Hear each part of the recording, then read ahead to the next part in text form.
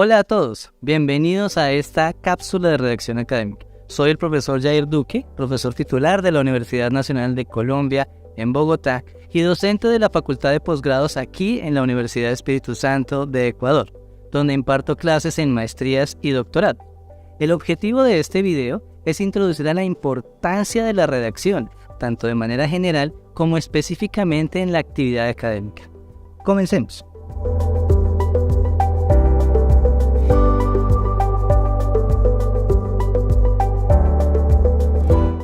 La producción de textos escritos se percibe como un problema debido a la falta de motivación de los alumnos ante el trabajo de escritura. Esa falta de motivación puede tener muchas razones, ya sean psicológicas, históricas, culturales o metodológicas. Por ejemplo, en la academia es muy común que las actividades de escritura tengan como resultado la producción de textos idénticos, monótonos y o previsibles. Por otro lado, tampoco se incentivan actividades y ejercicios para desarrollar una buena redacción, no se trabajan estrategias de escritura y se presupone en el alumno un saber hacer implícito en la redacción. Es por esta razón que cuando leemos algunos trabajos en la labor académica, imaginamos que los están produciendo en guamolescos o metalúrgico. Sí, parece castellano, pero no lo es. Esto se debe a la confusión que se presenta entre escribir y redactar. Todos sabemos escribir, pero no todos sabemos redactar. A continuación, revisaremos algunas diferencias.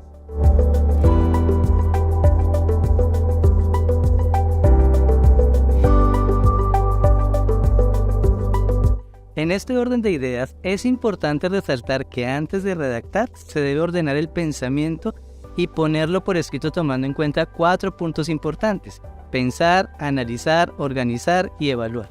Para poner en orden nuestras ideas, podemos intentar responder, entre otras, las siguientes preguntas: ¿para qué escribo? ¿Para quién escribo? ¿Sobre qué escribiré? ¿Cómo escribiré? ¿Cuáles son las fuentes de documentación? ¿Y cómo genero ideas para este escrito y su disposición? La segunda etapa del proceso es el desarrollo o textualización. En ella se elige la forma más adecuada para presentar los conceptos o ideas que se desean transmitir según el contexto de la situación comunicativa.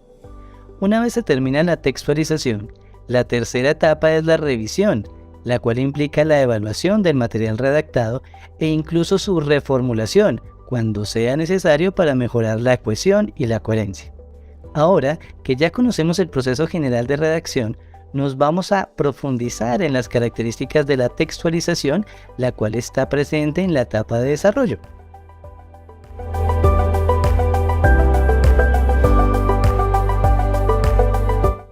Después de tener claros nuestros pensamientos en relación con lo que vamos a escribir, comenzamos por la redacción, que implica 3 etapas en general: la planificación, el desarrollo y la revisión. La planificación inicia antes de redactar un texto y es la fase de prerredacción, en la que se prepara un plan como proceso de concienciación de la situación comunicativa a la que se enfrenta cuando se prepara un escrito. Es importante generar ideas clave sobre el tema central. Para ello podemos apoyarnos de técnicas de organización de ideas, por ejemplo, el tejido de ideas, en la cual se define el tema central y se enlaza con otras ideas temáticas o específicas que se conectan con este primer tema central. El resultado de la textualización es un primer borrador del texto, el cual considera toda la información establecida en esa planificación. Por ejemplo, el material de consulta, los autores, los hechos, las observaciones, entre otros. Una vez que sus ideas han sido plasmadas, empiece a revisar la coherencia y la cohesión de la información.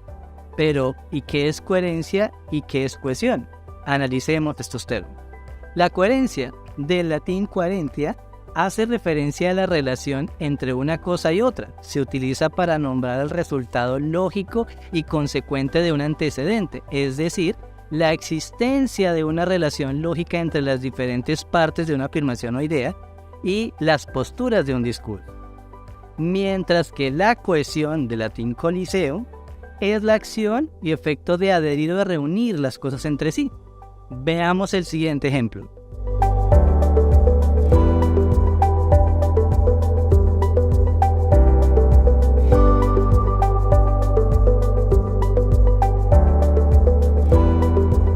Para este ejemplo, ¿ustedes qué opinan?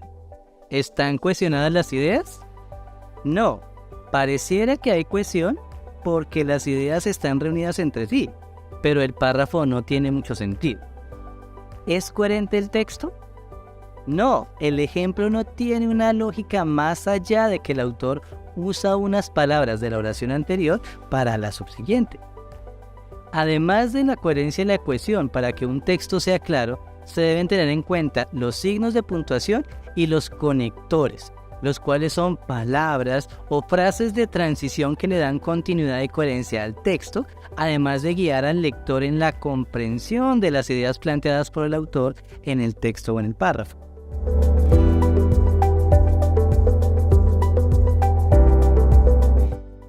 Ahora bien, sus ideas son usualmente planteadas en conjuntos de oraciones denominadas párrafos, que deben tener coherencia y cohesión. Esas características deben mantenerse tanto en las oraciones del mismo párrafo como entre los párrafos que conforman el texto documento. Vamos a conocer más sobre el párrafo. El párrafo es una estructura formada por oraciones interrelacionadas, las cuales son típicamente 3. Una oración con la idea principal que incentiva al lector a continuar con la lectura. Una oración de complemento o clarificación de esa idea principal. Y una oración con ejemplos o justificaciones. A continuación, revisaremos la estructura de un párrafo.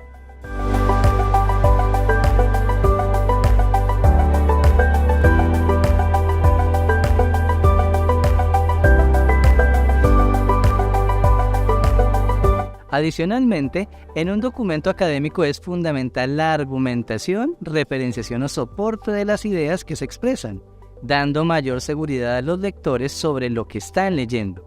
Ahora revisemos el párrafo anterior con estas referencias.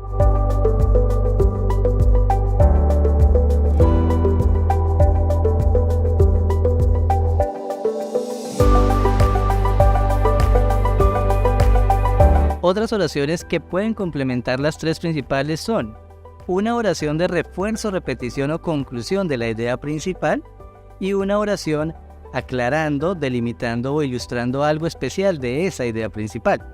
Veamos el ejemplo anterior con estas ideas.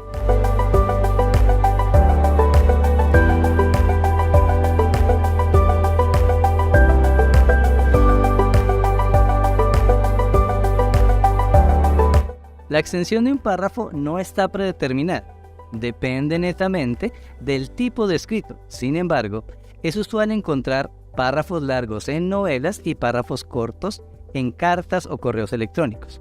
Para enfoques académicos, se recomienda utilizar entre 3 y 5 oraciones cortas por párrafo.